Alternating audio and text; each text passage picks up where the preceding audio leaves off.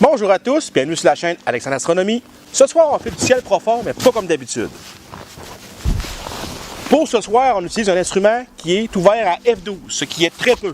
Donc le test ce soir, c'est de voir si c'est possible de faire des photos du ciel profond avec un Maxtoff casse-grain de 150 mm avec une focale de 1800 mm et un rapport focal de f12. Certains vont dire que c'est beaucoup trop lent. Quand on dit lent, c'est que c'est la capacité à l'instrument à faire rentrer les photons. Mais moi, ce soir, je l'essaie et c'est le test. C'est certain que le rapport focal de f12 de cet instrument-là n'aide pas en ciel profond. Par contre, il y a des avantages aussi. Premièrement, le chroma. Le champ corrigé de cet instrument-là est quand même très bon, donc on obtient des belles étoiles. Autre avantage, ça zoome beaucoup. Donc en zoomant beaucoup, on peut aller chercher les petites galaxies. Et justement, la saison des galaxies s'en vient bientôt. Puis, troisièmement, on a un gros diamètre, ce qui fait que les détails ressortent plus. Donc c'est très intéressant. On parle ici du modèle Skywatcher SkyMax 150, donc Maxtoff casse-grain comme je disais, 150 de diamètre, 1800 de focale, f12. Il est monté sur ma Skywatcher HQ5 Pro, modifié RAW1 avec des courroies. J'utilise ma caméra ZWO 071 MC Pro, que ça fait très longtemps que j'ai. Cette fois-ci, je vais utiliser mon Guidescope Ascar FMA 230, donc j'ai enlevé le réducteur pour avoir plus de focale. Donc ça devrait mieux guider pour cette grosse focale-là. Bon, on se retrouve. La soirée a très bien été. L'appareil a fonctionné très bien.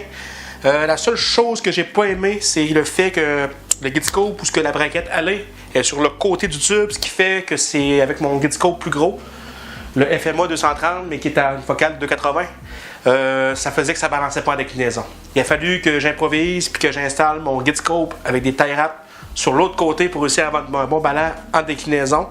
Puis tout a bien été. Donc je suis content du résultat. J'ai shooté toute la nuit. J'ai pu faire 5h20 d'exposition avec des pauses de 300 secondes utilisant ma ZWO 071 MC Pro, capteur APS-C. Le guidage était incroyable aussi, même malgré mon setup de balancement avec deux Guidescopes. Ça a très bien balancé, ça a très bien guidé. J'ai fait du guidage qui n'a jamais dépassé 0.60. Donc en gros, ce que ça fait, c'est que j'ai pu utiliser le maximum du pouvoir de définition de l'instrument. Fait qu'on va pouvoir vraiment bien comparer. Donc, ce qu'on va faire, c'est qu'on va aller sur l'ordi tantôt sur PixInsight. On va commencer par vérifier une brute pour voir les défauts de l'optique. Vérifier aussi le vignettage, les étoiles et tout ce tralala-là. Pour vous montrer aussi qu'est-ce qu'on obtient sur une brute de 300 secondes. Ensuite, je vais vous montrer un stack. Un stack juste pour vous montrer qu'est-ce qui sort, le signal qu'on a sans toucher, sans traiter finalement, juste un auto-stretch. Puis enfin, on va finir par la photo finale traitée. À la fin du vidéo, je vais vous montrer des photos. Je vais aussi vous montrer une autre photo que j'ai faite, M33, avec ce télescope-là, c'était la première, où j'ai guidé seulement avec un petit Guidescope de 30 mm de diamètre, ce qui n'était pas beaucoup. Mais j'ai quand même eu une belle photo, je suis content. Elle était aussi dans mon vidéo du pouvoir de révolution. Pouvoir de définition. Donc, pouvoir de définition, j'avais une vidéo là-dessus qui montre la définition de certains appareils, certains télescopes. Donc, c'est parti là-dessus. Bon, et bien, on se retrouve sur l'ordinateur pour vérifier ça, ces photos-là. Donc, on va commencer par une brute pour vérifier la qualité de l'optique. Donc, c'est parti. On va aller sur Pix. On va commencer par une brute que j'ai pris au hasard dans mes brutes. Je l'ai seulement débayerisée pour avoir de la couleur. Donc, on parle ici d'une brute de 300 secondes faite avec ma caméra ZWO 071 MC Pro. Donc, un capteur APS-C assez grand. Donc, qu'est-ce qu'on se rend compte pour commencer? Ben, c'est que c'est quand même pas trop brillant comme cible. On commence quand même à voir les bras spiraux de la galaxie, ce qui est très bien. On commence même à voir aussi de la poussière dans le cœur ou autour du cœur. Donc, ça augure quand même très bien. On va maintenant vérifier les étoiles aussi. Au centre, on se rend compte que c'est totalement rond, très belles étoiles, un peu oversampled, je dirais, mais pas si pire. Suréchantillonné, c'est-à-dire. Si on s'en va dans les côtés, on se rend compte qu'on commence à avoir un peu d'étirement, c'est normal. On s'entend que c'est un télescope conçu pour le visuel et aussi le planétaire. C'est pas conçu pour recevoir un capteur APS-C, loin de là. Puis on a quand même quand même des belles étoiles. Ça commence à étirer dans les gros coins, comme on voit ici. Mais sinon, c'est quand même très intéressant. Même chose pour l'autre coin. On commence à voir des petits oiseaux là, mais c'est quand même très bien. Même chose de ce bord-là. Même chose de ce bord-là. Donc, j'ai pas réellement de tilt non plus. Autre chose, c'est du vignettage. Il faut s'en entendre. On a du vignettage dans les coins. Encore là, c'est quand même pas si pire pour un capteur APS-C, c'est un gros capteur. Donc, en général, je suis content, vraiment content de la qualité des optiques de ce télescope-là. C'est très bien corrigé. Il suffit de cropper un peu pour avoir une photo qui a bien de l'allure. Je suis content d'avoir acheté ça finalement. Finalement, ce que ça fait, c'est que ça fait un télescope qui peut zoomer beaucoup, avoir la définition pour aller chercher des cibles qui sont plus petites. Donc, ça me donne accès à plusieurs nouvelles cibles petites qui n'étaient pas le fun à faire avec mes Zenith 180 mm parce que c'était trop petit dans le champ. Ça n'en est pas beau, tu sais, on voit pas de détails. Là, c'est vraiment un gros zoom, donc je vais être capable d'aller faire des nouvelles cibles comme M101, M81, M82, M106, puis toutes ces petites galaxies-là. À savoir aussi que j'avais un excellent guiding.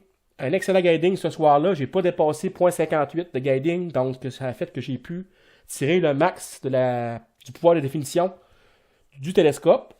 Donc, c'est ça pour la brute. J'ai aussi fait un aberration inspecteur, mais vu qu'il n'y a pas grandes étoiles, on voit pas grand-chose. On peut aller voir quand même. Donc, on se rend compte que c'est un petit peu tiré dans les coins, comme on a vu, mais c'est quand même pas si pire. J'ai une petite poussière là, ok. Ensuite, on va aller à un stack pour vous montrer ce que ça fait stacker. Faites pas attention, j'ai fait un test sur DSS avec des flats, mais les flats étaient trop puissants, donc ça a surcorrigé ma photo. Mais je veux juste vous montrer les détails du stack. Donc, le voici ici. Donc, on commence à avoir beaucoup plus de détails dans le stack. Donc, ça, c'est pas traité, c'est juste sorti du stack. On a toujours notre petite teinte verte des caméras couleurs. C'est normal, on s'en fait pas, ça se corrige. Donc, vous voyez, quand j'ai vu ça, là, je me suis dit, oh, je pense que je vais avoir une belle photo. Je pense que 5h20, ça va être assez pour une belle photo. On peut presque définir les deux étoiles ici qui sont très collées. Donc, ça, c'était un stack. Ensuite, on est rendu au résultat final. Donc, stacké, traité. À savoir, c'est pas ma dernière version. On dirait qu'à tous les jours, quand je la regarde, je change de quoi. On dirait que quand on est trop longtemps avant une photo, on vient qu'on ne sait plus les couleurs. Donc, la voici. 5h20 d'exposition. La jolie M81. Donc, on constate qu'il y a beaucoup de détails là-dedans. C'est impressionnant. J'aurais jamais pensé faire ça avec mon Mac. Les poussières dans le noyau commencent à sortir. Même au centre, on commence à avoir un petit peu de poussière. On voit aussi les genres de poussière en ligne ici. Je ne sais pas si c'est de la poussière de notre galaxie qui passe en avant, mais on voit comme des lignes ici. C'est vraiment beau à voir. Le HA aussi a beaucoup sorti. On peut voir les régions HA qui sortent très très bien. Ça aussi, ça m'a surpris.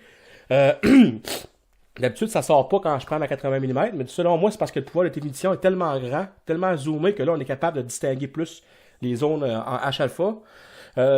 J'ai fait le mieux possible. La balance des couleurs, c'est pas évident. Je me suis fié à certaines photos sur Astrobin, mais encore là, il n'y en a pas une qui est pareille, donc on ne sait pas vraiment. Je me suis arrêté là. Je trouve que ça a quand même de l'allure. Autre chose intéressante, c'est qu'on commence à voir la poussière interstellaire sortir autour. Les IFN commencent à sortir. Ici, il y a un rond d'habitude qu'on voit. Là, je peux vous le montrer avec disons, ma photo L81, mais grand champ, où j'ai plus de 20 heures d'exposition. Donc, je peux vous montrer ça.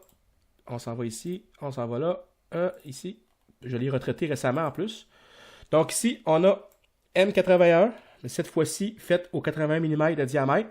Mais là, on a 20 heures de pause, donc on se rend compte de la différence de champ entre les deux.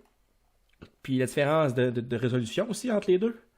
Là, on se rend compte que c'est bien moins défini. Donc, puis en plus, il faut se rendre compte que la photo ici est beaucoup croppée parce que j'ai fait plusieurs sessions puis je n'étais pas toujours centré.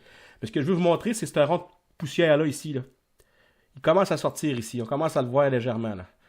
Tout ici. Donc, imaginez-vous, F12, 5h20 d'exposition, les IFN sortent. Fait qu'en fait, c'est quand même pas si pire ce Maxcutov-là. J'imagine que l'obstruction du miroir secondaire est beaucoup moins grande qu'un RC. Fait que ça fait qu'il y a quand même plus de lumière qui rentre qu'un RC. Fait que oui, c'est F12, mais selon moi, ça équivaut à un F10 sur un SC ou un RC où le miroir secondaire il est plus gros, donc bouge plus de lumière. Donc, vraiment content du résultat. Une prochaine vidéo s'en vient aussi. Je suis maintenant rendu que je shoot en monochrome avec ma lunette. Donc la Zenith 181 est maintenant sur une caméra mono. La 533 mm Pro. Très bonne caméra. J'ai une petite roue à fil, donc je vais faire une vidéo là-dessus pour vous expliquer un peu mon setup mono. Puis pourquoi j'ai commencé à faire du mono. Ça va être dans un autre épisode, donc je vous laisse là-dessus.